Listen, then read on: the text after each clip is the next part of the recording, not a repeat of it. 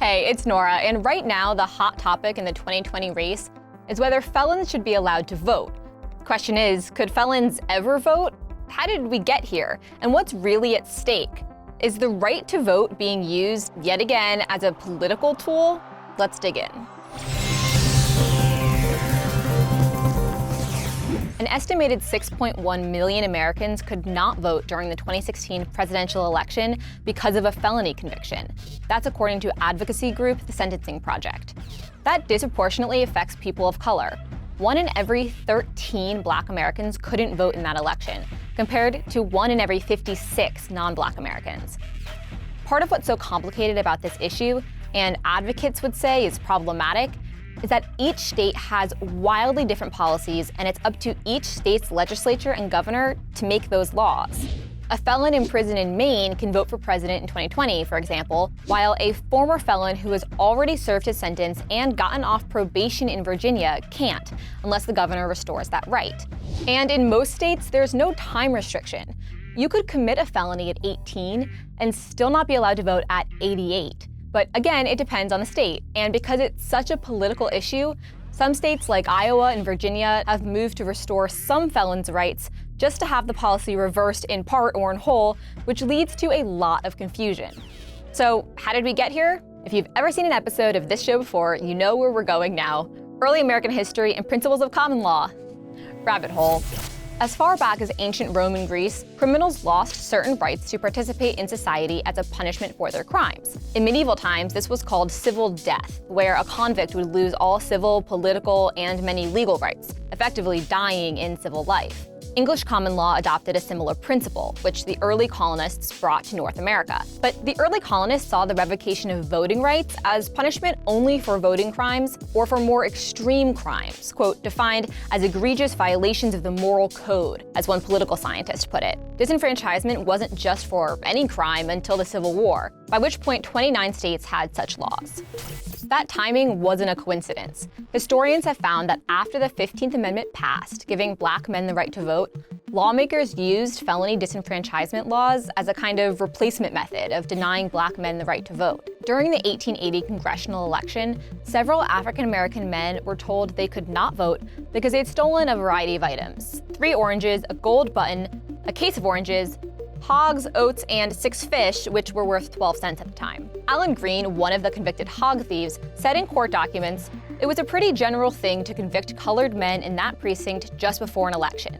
They had more cases about election time than at any other time." In many cases, the men maintained their innocence, but still were told they were not allowed to vote or were arrested for doing so. The number of disenfranchised voters in America continued to rise in the 1900s, skyrocketing especially in the last 40 years, which tracks along with the increase in the US prison population, which also disproportionately impacts people of color. Many Democratic candidates for president in 2020 support allowing former felons to vote. Senator Bernie Sanders going so far as to include currently incarcerated felons. But there's much less support from the Republican Party. The GOP chairwoman called restoring rights to current felons lunacy, and President Trump's re-election campaign called it an outrageous proposal that is deeply offensive.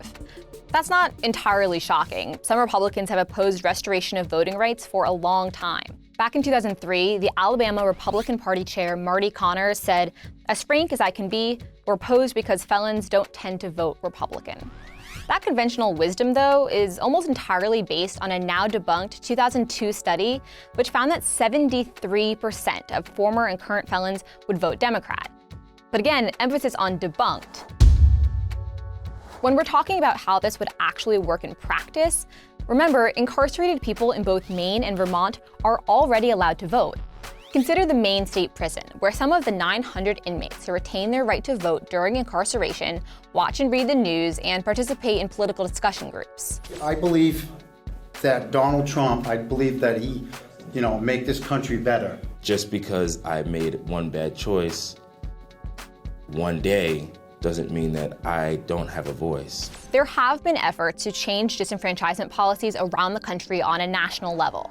In 2002, a bill prohibiting states from restricting the voting rights of former felons made it all the way to the floor of the US Senate, before it was defeated 63-31.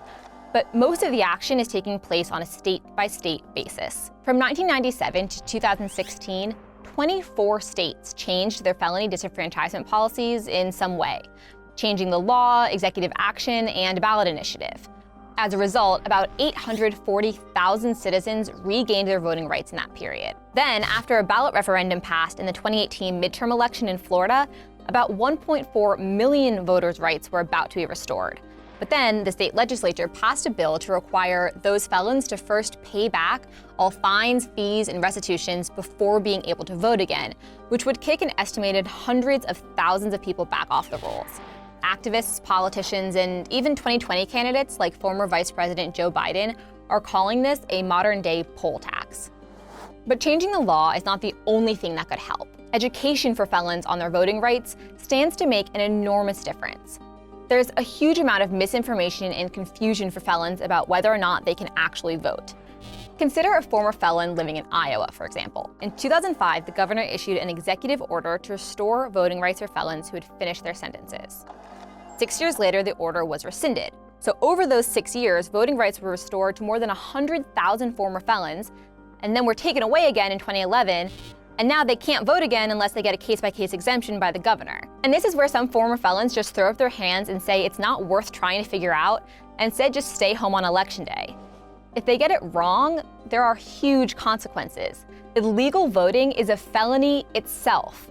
Studies have shown that turnout among former felons who do have voting rights is, unsurprisingly, really low for many of these reasons. The bottom line is that no matter what political party you're part of, and no matter where you fall in the policy debate on restoration of rights, if someone is legally allowed to vote, they should know that, and it shouldn't be so freaking hard, because that's the democracy we're lucky to be a part of. And on the actual policy debate, I doubt we've heard the end of this issue during this campaign season. And that's probably more than you wanted to know.